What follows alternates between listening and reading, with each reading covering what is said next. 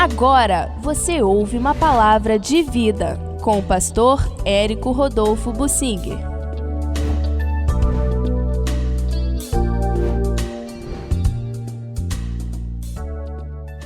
Usando o ósculo santo para alguns e também se afastando de outros. A vida cristã exige sabedoria para ser vivida.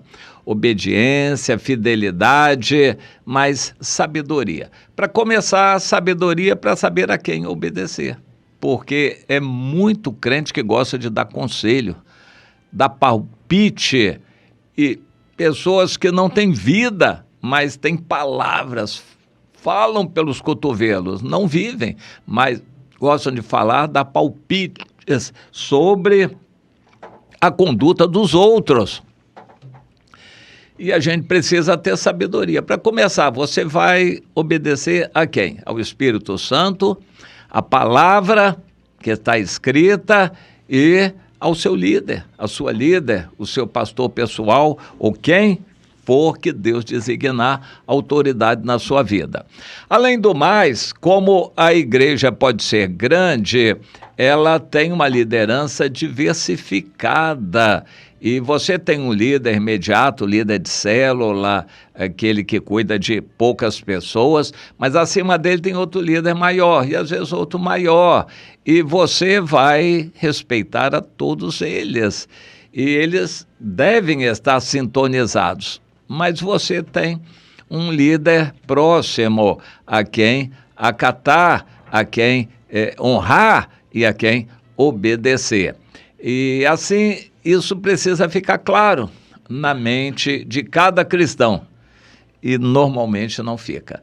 A maioria dos cristãos tem questionamentos nessa área. Algumas igrejas crescem muito em número, na verdade não crescem, aumentam, engordam em número, e há um pastor muito soberbo que quer mandar sozinho sobre todo mundo, mas ele não tem condições de ouvir as pessoas, então ele fica emitindo ordens genéricas para todos. Eu vou citar um exemplo comparativo. Um médico que se torna muito famoso, chega no consultório, vê lá umas 20 pessoas na sala de espera, cada um pagou a sua consulta e está esperando o grande doutor. Aí ele chega, cumprimenta a todos, começa a dar lições gerais de saúde. Aí deseja o bem de todos e que cada um saia satisfeito dali. Você acha que as pessoas ficarão satisfeitas? Mas ele é o bonzão, ele é o bambambam, ele é o doutorzão, o tal, o que ele falou é importante. Sim, mas é genérico.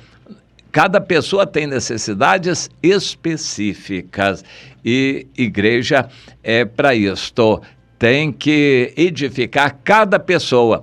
Tem que procurar conhecer e acompanhar cada pessoa. Não adianta somente reunião. As melhores pregações, as melhores ordens emitidas lá do púlpito, se é que púlpito é para emitir ordem, isso não tem efeito específico na vida de quem precisa e tem necessidades específicas. Você entende? Cada pessoa precisa de ter direção de Deus, um líder específico na sua vida que acompanhe, que ouça, que entenda seus problemas. O apóstolo Paulo escreveu muito, várias cartas inspirado pelo Espírito Santo, nos ensinando como é viver a vida cristã. Mas não basta você apenas ler, tem que procurar entender, digerir e aplicar. Não basta só ler. Quando a gente vai fazer prova para tirar a carteira de motorista, seja carro, moto ou o que for, existe uma fase que é constituída de aulas teóricas. E hoje são muitas essas aulas teóricas, e depois a pessoa faz uma prova, mas mesmo fazendo a prova tem que comprovar que fez aquelas aulas teóricas. As aulas teóricas cobrem tudo o que acontece num carro. E se a pessoa faz esse curso teórico numa autoescola, pode então dirigir um carro? Não. Teoricamente ele poderia, mas na prática precisa de um instrutor que senta ao lado e vai supervisionando o aprendiz de motorista. Na igreja, cada pessoa precisa ser discipulada e acompanhada. Não basta ensino teórico nem pregação lá do púlpito, tem que ser acompanhada. Temos que ensinar que a igreja é santa, é do Senhor, é a noiva do Senhor. E assim, nós, amando os irmãos, estamos amando o Senhor. Desprezando os irmãos, nós estamos desprezando o Senhor. E temos que honrar cada irmão, cada irmã, principalmente quanto mais os conhecemos. Porque quando a gente conhece bem uma pessoa, a gente conhece os defeitos dessa pessoa. Aí é que vale o amor. O amor não é um sentimento quando a gente ignora quem é a pessoa, apenas superficial. Não, amor não é sorriso, não é sentimento superficial. O amor é uma determinação de pagar um preço, de fazer algo concreto por aquela pessoa, em favor dela.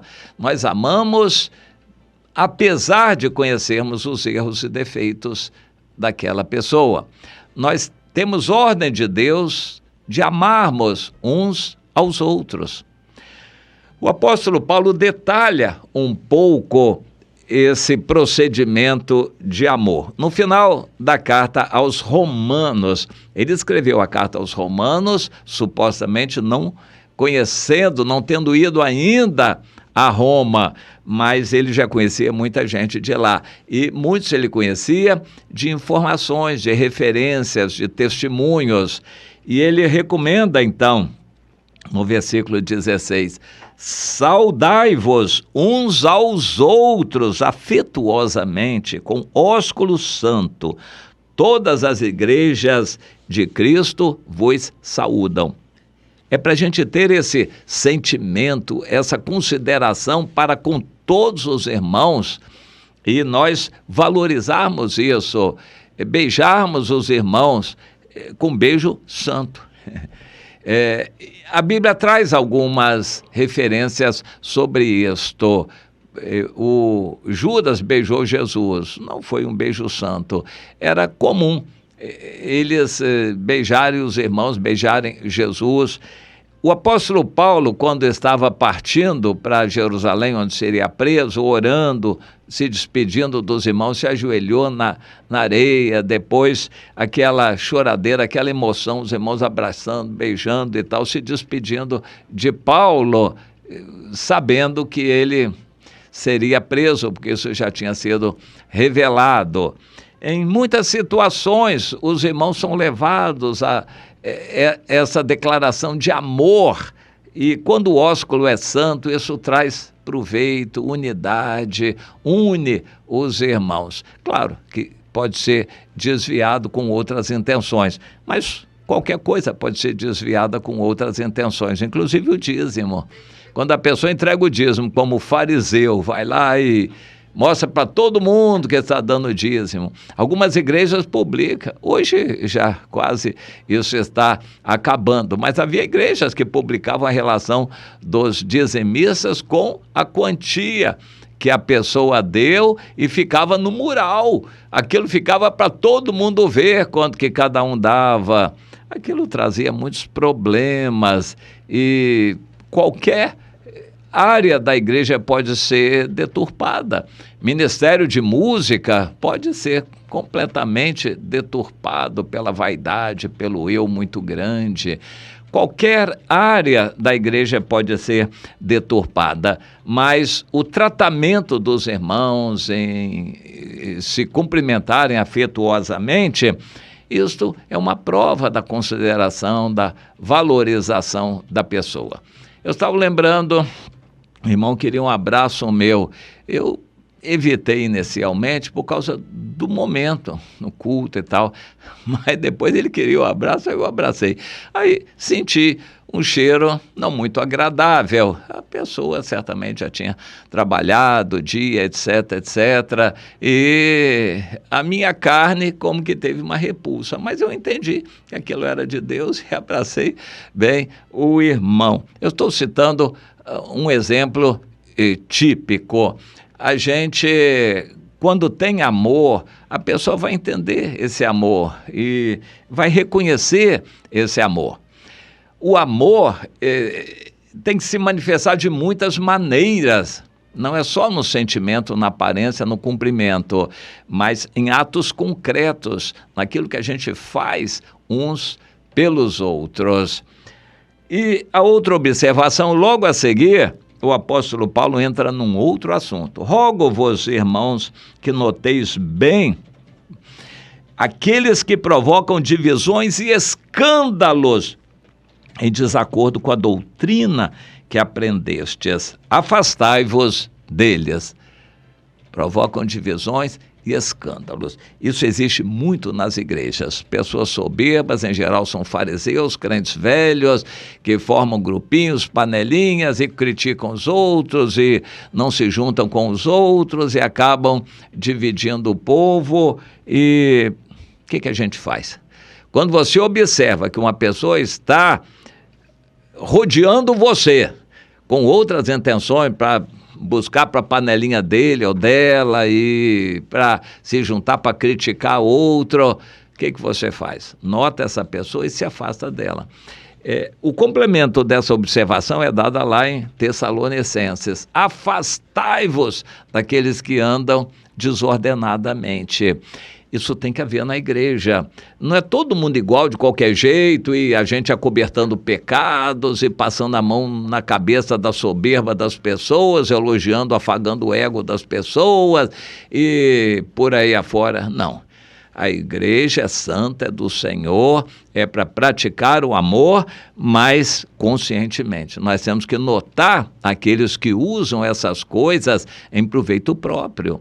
Às vezes um irmão quer se fazer um obreiro, ele quer se projetar num determinado cargo, quer ser ordenado a um ministério, e ele começa a fazer uma campanha política de abraçar os irmãos, igual Absalão fez para derrubar o Davi. Ele quer fazer uma campanha política, agradando os irmãos, abraçando para os irmãos ficarem do lado dele. Isso precisa ser observado.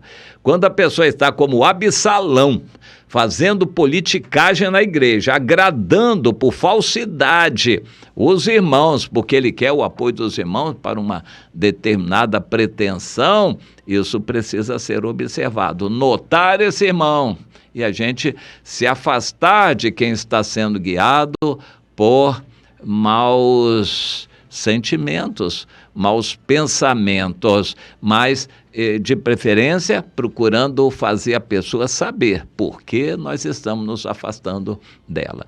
E a gente não pode bater na pessoa, excluir, prender, matar, e a gente não pode fazer isso. Mas nós temos a obrigação diante de Deus de notarmos os que causam divisão, cujo procedimento não edifica a igreja, estão dando mau testemunho, provocando escândalos. Temos que nos afastar desses. Mas como é isso? A gente tem que abraçar todos e afetuosamente, mas tem que se afastar de uns. Precisa pedir sabedoria para isso. Para ser cristão, tem que andar com a consciência limpa, em obediência a Deus, entendendo a situação, amando a todos, mas sendo prudente, se afastando daqueles que são mal orientados, aqueles que provocam divisões, aqueles que andam desordenadamente. Temos que observar a vida das pessoas. Afinal de contas, a igreja é para ter convivência, ter comunhão. Congregar é para conhecer, para a gente poder ter convivência, uma vida comum, daí a palavra comunidade, para a gente poder conhecer, amar, conhecendo, mas ajudando também, para que a pessoa possa, ajudada dessa maneira, ter oportunidade de se consertar, Se ela quiser, se não quiser, vai se haver com Deus. Mas a nossa parte nós vamos fazer, amar aquela pessoa e ajudá-la, mostrando a realidade para ela.